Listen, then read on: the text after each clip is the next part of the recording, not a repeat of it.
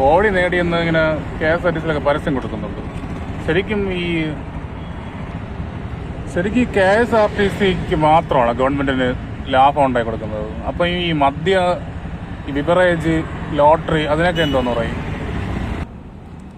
ശരിക്കും ഓടി നേടി എന്നല്ല ശരിക്കും പറയേണ്ടത്, ആൾക്കാരെ കുടിപ്പിച്ച് നേടി എന്നാണ് പറയേണ്ടത്. കുടിപ്പിച്ച് ആണ് ഗവൺമെന്റ് നേടിയത്.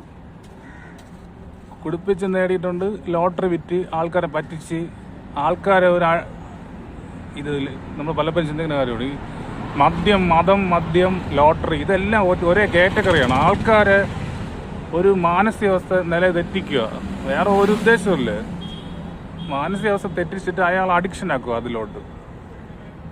ഇതിലൂടെയൊക്കെയാണ് ആൾക്കാരെ ഈ ഗവൺമെന്റ് നശിപ്പിച്ചുകൊണ്ടിരിക്കുന്നത്. വേറെ ഒരു ഉദ്ദേശവും ഇല്ല. വേറെ ഈ നേട്ടം എന്ന് ഉദ്ദേശിക്കുന്നത് മനുഷ്യനെ എങ്ങനെ ഉപദ്രവിച്ചിട്ടാണ്. അല്ലാതെ ഇപ്പം ഞാൻ ചിന്തിക്കാറുണ്ട്, ഈ മദ്യ ഷോപ്പുകളൊക്കെ എല്ലാം ക്ലോസ് ചെയ്തിട്ട് അവിടെ വെക്കേണ്ട എന്തോന്നാണ്. ആൾക്കാർക്ക് പ്രയോജനമുള്ള ഒരു ഗവൺമെന്റാണ്, ആൾക്കാർക്ക് നല്ലതാണ് ഉദ്ദേശിക്കണമെങ്കിൽ ഗവൺമെന്റ് ഉദ്ദേശിക്കണമെങ്കിൽ ചെയ്യേണ്ട കാര്യം എന്ന് പറയുന്നത്, ഇവിടെ ആൾക്കാരുടെ ശരീരം നന്നാക്കാൻ ഒരു ജിമ്മാണ് ഗവൺമെന്റ് തുടങ്ങേണ്ടത്. ഗവൺമെന്റ് ജിമ്മ് ഫ്രീ ആയിട്ട് എല്ലാവർക്കും. അത്തരത്തിലാണ് ചിന്തിക്കുക ആൾക്കാർക്ക് മനസ്സിലാവുന്നത് ഗവൺമെന്റ് എന്താണ് ഉദ്ദേശിക്കുന്നത്.